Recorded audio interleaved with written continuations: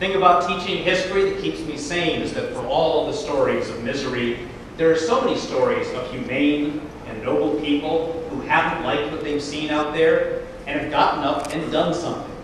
And let me provide a couple of examples of staying safely in another time and another country. William Lloyd Garrison and Frederick Douglass were both born in America in the early 19th century. But there are that's where the similarities in their upbringing ends. Garrison was white, from a middle-class family, and educated from an early age. Douglass was black, born into slavery, and forbidden even to learn to read or write. But both men shared a few unusual convictions. Both believed that slavery was an abomination that needed to end immediately, and in that they were part of a small minority. Well, further, they believed that one's race has absolutely no bearing on one's innate abilities and should play no role at all in the rights that a person should enjoy. And in this, in the mid-1800s, they were very strange creatures indeed. But further, both made public and principled stands to redefine the rights of man as the rights of human. They also called for complete gender equality. And in this, they were, well, by the standards of their day, they were stark raving mad, borderline lunatic fringe. But you know what? They were right. They were absolutely right. And although they faced defeat, suffered every form of abuse and derision along the way, it was their early examples that helped to bring the institution of slavery, as well as the legal discrimination against women, to an end in the United States. And all of this because they saw something wrong, and they got up and did something about it. Closer to home, I want to highlight a couple of young people who are leading us today. Two young women who saw something worth doing, and they got up and did something to make them realities. A year ago, we made an 11th-hour decision to stage Myanmar's first ever Model United Nations conference. Time running short, I'll skip the dramatic details, but it's important to note that one student, Erica Sue, got up and did something to make this happen. She chaired her committee. She served as the unofficial Secretary General, and she basically compensated most graciously and efficiently for my renowned lack of organizational clarity. Just last month, Erica spearheaded YMUN2, which saw 80 teenagers in Myanmar devoting an entire weekend to politics, to the debate of complex issues that affect the lives of millions on a daily basis. That this would occur in a country which open discussion of political solutions has largely skipped a couple of generations made these events especially vital and nothing short of a minor miracle. And they would not have taken place unless Erica had gotten up and done something. Ada Chai arrived at ISM in August of her junior year, and despite being that new kid, Ada was elected co-president of our microloans program. And in her 2 years of leadership, MLPISM has gone from a quaint and sincere notion to a solid student-run organization that has generated an impact of nearly 10 million kyat to the deserving poor here in Myanmar. And perhaps most importantly, as she leaves us, she will be deeply missed, but she will not be irreplaceable. Ada's example of getting up and doing something has inspired and enabled others to get up and do something themselves. And MLPISM will continue to thrive in the wake of her departure. You know, I want to actually add a third person who does his own particular version of get up and do something.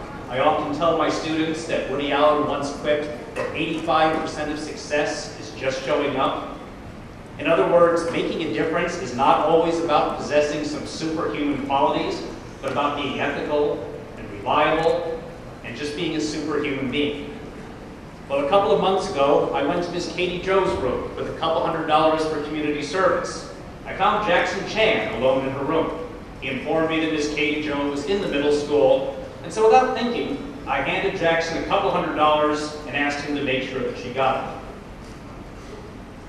It took me about an hour to realize what I had just done. I had just given a teenager $200 and assumed it would get to the right place. But you know what amazed me even more is that it didn't occur to me for a second that it wouldn't get to the right place. Jackson, you did give her the money, right? You're not going to make a fool of me today, are you? You did? Okay, I'll check on this. Look, developing a persona of such impeccable honor and honesty is in itself getting up and doing something. So the challenge for those of you in the funny-looking hats today is to use those resources that you've been provided and the confidence and skills that you've developed to go into the world and certainly to enjoy the wonders of it. But I also have great hope that you're going to keep your eyes and your hearts open to the inequities and the injustices that surround us, and you're going to use your considerable assets to get up and do some things, large and small, to create a better world. You know, in this room, we might have future political leaders of this country. Are they going to have the courage and sense of service to attend to the rights and needs of the powerless, even when others of those around them may have different priorities? I look over and see some future business leaders. Are they going to have the commitment to justice, to not only pay their workers a living wage and refuse to deal in goods that are produced with exploited labor, or will they also possess the bravery to confront corruption or unethical behavior of others, even when such responses might put your immediate interest at risk? And I certainly see future citizens of various communities, countries, and the world. Will they, or will you, actually devote yourselves to a cause of common decency by treating everybody that you encounter, even and maybe even especially that despised other in your other society? Sadly, every society has got one of those. Be able to treat these people with a basic respect and kindness, even though the prevailing societal currents will make it so much easier to scapegoat and blame others and distrust those who are different from you. Well, on behalf of the other grown-ups here in the room, I congratulate your accomplishments, and I warmly and lovingly welcome you folks into the grown-up world. You have it in your reach to make many thousands of people very grateful for your existence. You just have to, well, you know what you have to do. You have to get up and do something. The words of legendary folk singer and activist Pete Seeger, absolutely no relation: take it easy, but take it. And finally, never for money.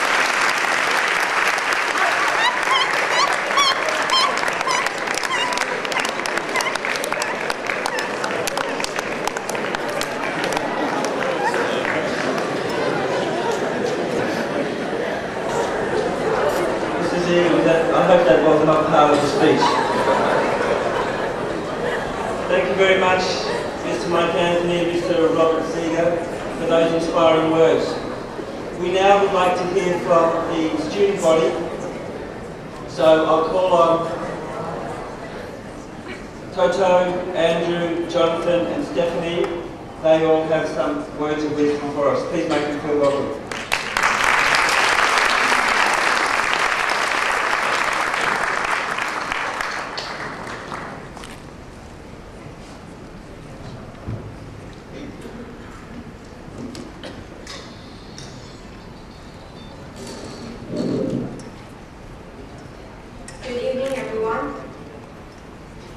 I'd like to begin by thanking my parents, my sister, Mr. Tom, Mr. Anthony, all the teachers, the board members, and last but not least, my friends.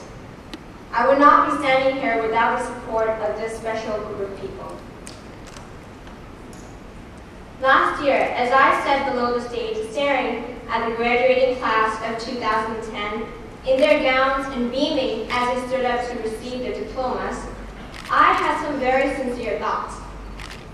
Thoughts that I was thinking on behalf of our beloved class of 2011. And that thought was, oh my God, how are we going to fit on the stage next year? Believe me, it was a very serious matter to worry about.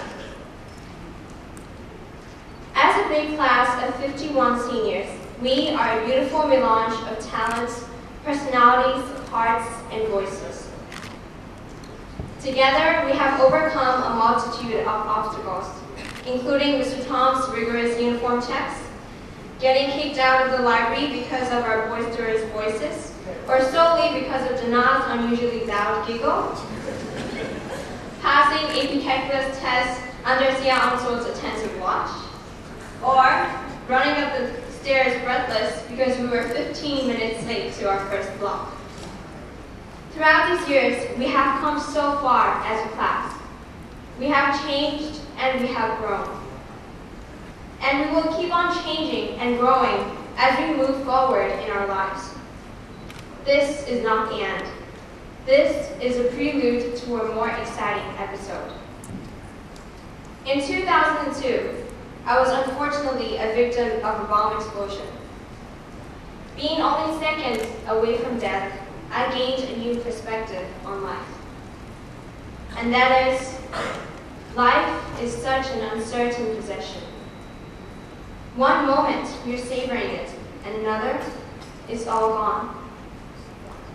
Some of us have lived our lives plunged in the present, and others have spent theirs sacrificing for the future.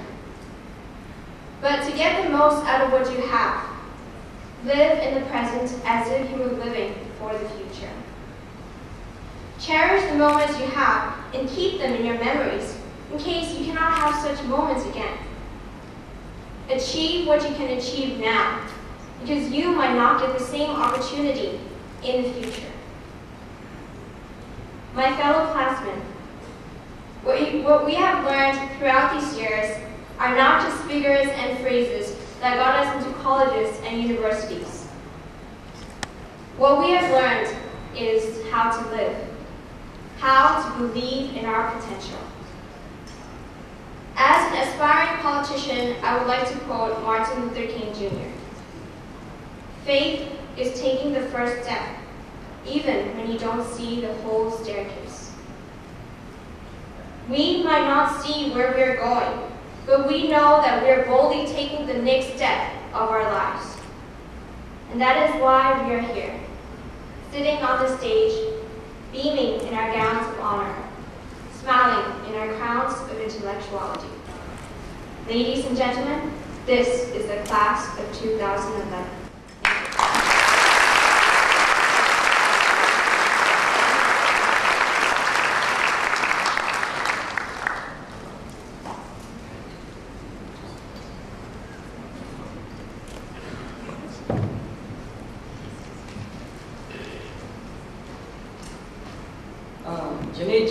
ISM ကျောင်းတော်ကြီး graduation ခန်းနာကိုတက်ရောက်လာကြတဲ့လူကြီးမိဘများမိတ်ဆွေအပေါင်းအသင်းများ board of director အဖွဲ့ဝင်များနဲ့ဆရာဆရာမများကိုမင်္ဂလာညနေခင်းပါလို့နှုတ်ခွန်းဆက်သလိုက်ရကျွန်တော်နာမည်အောင်ချွန်းလေးဖြစ်ပါတယ်ဒီနေ့ဆိုရင်ကျွန်တော်တို့ကျောင်းကြီးရဲ့6ချိန်မြောက် graduation ခန်းနာနေလည်းဖြစ်ပါတယ်အရင်တော့မှာကျွန်တော်တို့ကျောင်းမှာ YSC အမည်နဲ့ထင်ရှားကြော်ကြားခဲ့ပါတယ်2008ခုနှစ်ရောက်ခဲ့တဲ့အချိန်မှာပဲကျွန်တော်တို့ကျောင်းကြီးရဲ့ board of director အဖွဲ့ဝင်များရဲ့ကြိုးပမ်းမှုဆရာဆရာမများကျောင်းသူကျောင်းသားများကျောင်းရှိဝန်ထမ်းများအားလုံးရဲ့ဝိုင်းဝန်းကူညီဆောင်ရွက်မှုတွေကြောင့် WASC အဖွဲ့အစည်းကြီးရဲ့အတိအမှတ်ပြုလက်မှတ်ကိုရရှိခဲ့ပါတယ်။ဒါကြောင့်မို့2008ခုနှစ်မှာ YSC အမည်မှ ISM International School of မြန်မာပြည်ကိုပြောင်းလဲသတ်မှတ်ခဲ့ပါတယ်။2008-2009ခုနှစ်ရဲ့၄ချိန်မြောက်ကျွန်တော်အမရဲ့ graduation ခန်းနာကိုကျွန်တော်ကိုယ်တိုင်တက်ရောက်ခဲ့ပါတယ်။အဲ့ဒီအချိန်မှာပဲ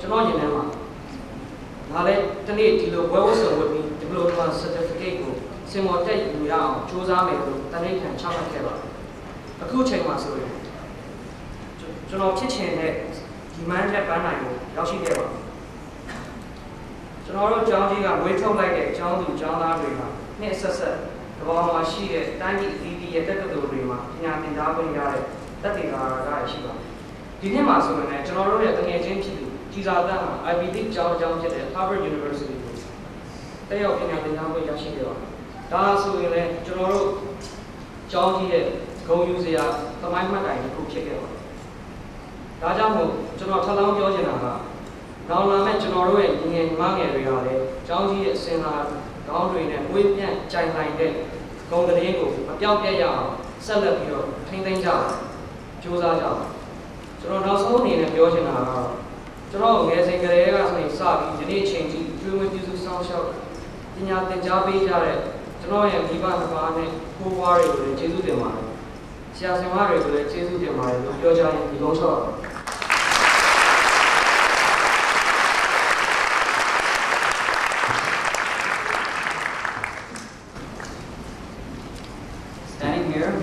Right now, I can't help but think back to my first day here at the school. It was second semester, as I recall, and everybody had already gotten used to how things were run. My father drove me to school that day, and I remember that I couldn't let go of his hand because I was so afraid. Then I saw 3 students there. If I recall, it was Edward, Minton, and Jane, and they helped me take my first step into ISM. That day was 12 years ago, and over the 12 years have passed, I've made some excellent friends, I've met some wonderful teachers, and I had the best education I could have possibly asked for. That's why I would like to thank my family, my teachers, my friends and classmates for giving me the time of my life. Thank you.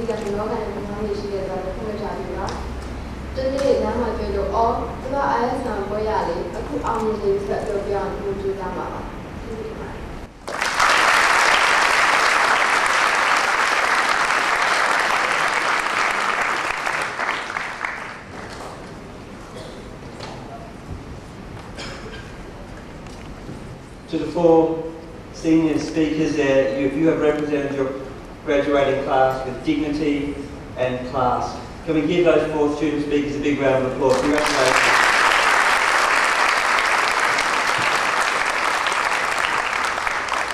I would now like to invite the senior students who are represented in the band, if they could make their way down, please, because now time for Mr. Mike Shirk's band performance with his students. So let's give them a round of applause as they prepare for their band performance.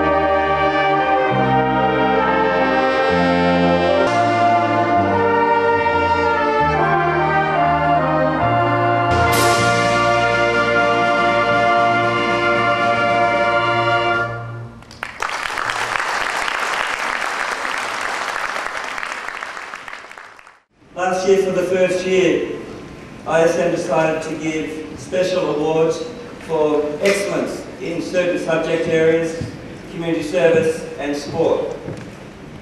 And so at this stage of proceedings, we'd like to recognise those students from the graduating class.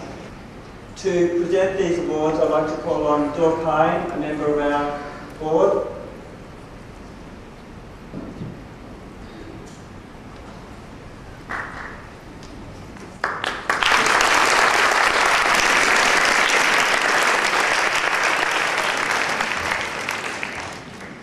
For mathematics, Wintercant Kine, Kevin.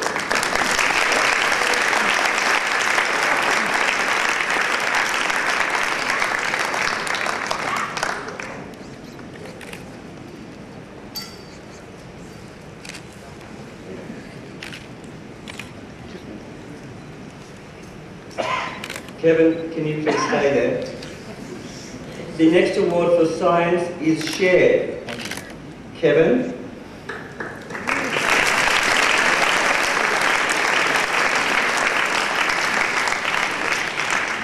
And Toto.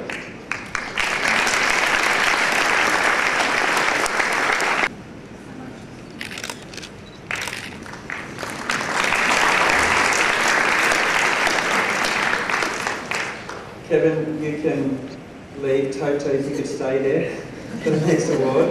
The next award is for social science, and that's given to Toto.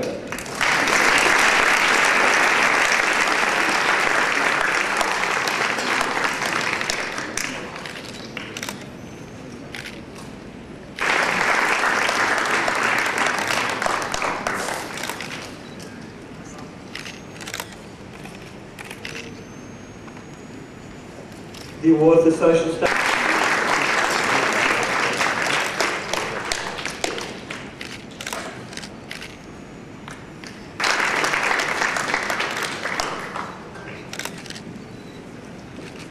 The second recipient for Outstanding Achievement in Fine Arts, Yuhoi Lee Fiona.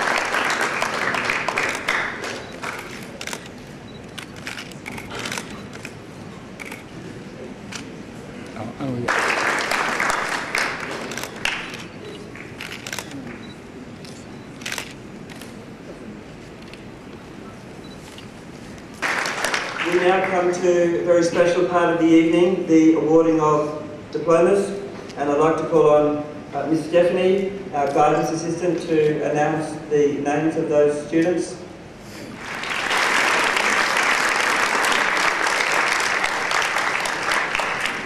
As May will win from the board, she will be presenting the diplomas to our graduating class. Will you come on stage, Ms. May?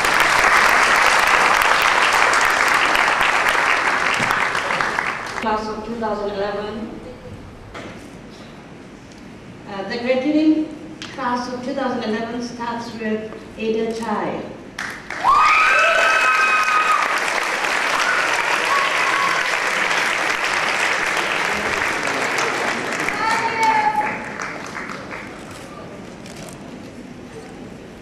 Okay. Alec Okabamomozo.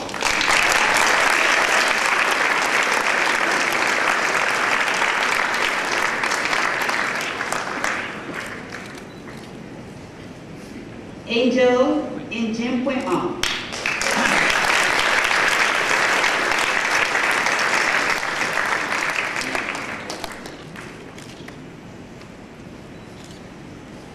Angela Dunn.